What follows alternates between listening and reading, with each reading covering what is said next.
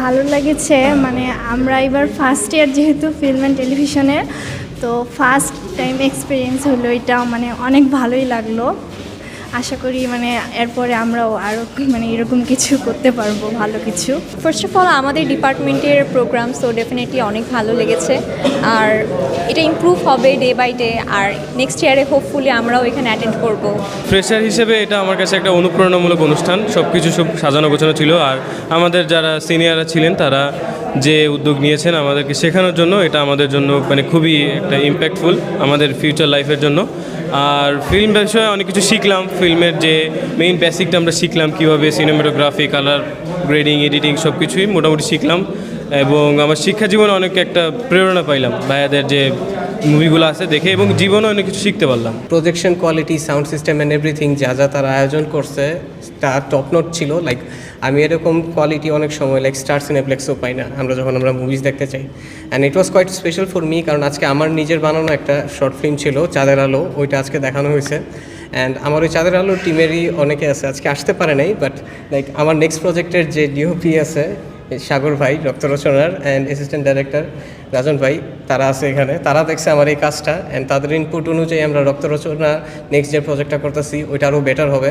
আজকে এটা সবাই দেখে অনেক পছন্দ করছে, সবাই অনেক প্রেস করছে, লাইক অডিয়েন্স থেকে আমি যে রিভিউ পেয়েছি সবাই বলতেছে যে ন্যারেটিভ স্ট্রাকচারটা অনেক ভালো ছিল, অ্যান্ড একদম বাজেটলেস যেটা আছে, যে এটা আমাদের লাইক কোনো 10-15 হাজার টাকা বাজেটও ছিল না, নর্মাল একটা ক্যানন ক্যামেরায় আমরা এটা টোটালি শ্যুট করছি, কোনো এফডিসি টিম বা প্রফেশনাল পোস্ট প্রোডাকশন এডিটিং কিছুই ছিল না, বাট আমাদের একটা ভিশন ছিল, ওই ভিশনটাকে আমরা স্ক্রিনে আনতে দেখাইতে চেয়েছি।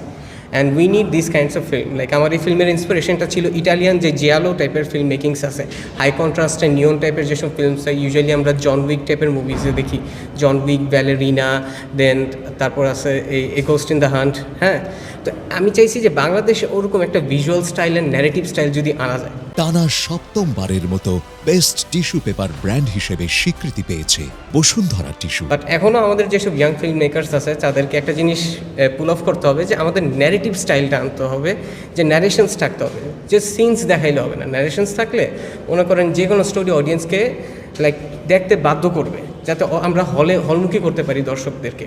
লাইক 4-5 বছর আগে আমাদের দেশে হল সংখ্যা ছিল মাত্র 50টা, এখন প্রায় 150-র উপরে হল গেছে। বরবাদ সিনেমা দেখেন বাংলাদেশের মধ্যে 80 কোটি টাকার উপরে বিজনেস করছে। তাণ্ডবও প্রায় 15 কোটি টাকার মতো বিজনেস ক্রস করছে। তো আমাদের মতো যারা ইয়াং ফিল্ম মেকার্স আছে, আমরা যদি বাংলাদেশের মধ্যে একটা like different types of film making introduce করতে পারি, তো আমরা একটা নিউ ওয়েভ অফ ফিল্মস বানাতে পারবো, যেটা বাইরের দেশে মনে করেন স্কুইড গেম যেমন কোরিয়াকে তুলে ধরছে, তারপর মনে করেন লাইক অ্যানিমে ফিল্মস যেগুলি থাকে ওগুলি জাপানকে তুলে ধরছে, ইউরোপিয়ান ফিল্মগুলি যেরকম আর্ট ফিল্ম হিসেবে খ্যাতি পেয়েছে, দেন বলিউডে যেরকম মাসালা ফিল্মস আছে, লাইক বলিউডের থেকে আমি প্রিসাইসলি বলবো ইন্ডিয়ার মধ্যে সাউথ ইন্ডিয়ান যে ফিল্মসগুলি আছে, তো আমরা আমাদের কালচারটাকে তুলে ধরি না। তো স্পেশালি বর্তমানে যেসব ডাইরেক্টরস আছে, রায়হান রাফি ভাই বলেন, তারপর মেহেদী হাসান হৃদয় ভাই বলেন, তারা আর কি এটার পায়োনিয়ার। তাদের কারণে আমরা মনে করেন লাইক একটা নতুন গোল্ডেন এরা অফ ফিল্ম মেকিং দেখছি। আর জগন্নাথ বিশ্ববিদ্যালয় লাইক আরও নতুন ফিল্ম মেকার্সদেরকে একটা প্ল্যাটফর্ম দেওয়ার মাধ্যমে এটা আরও এনকারেজ করলো।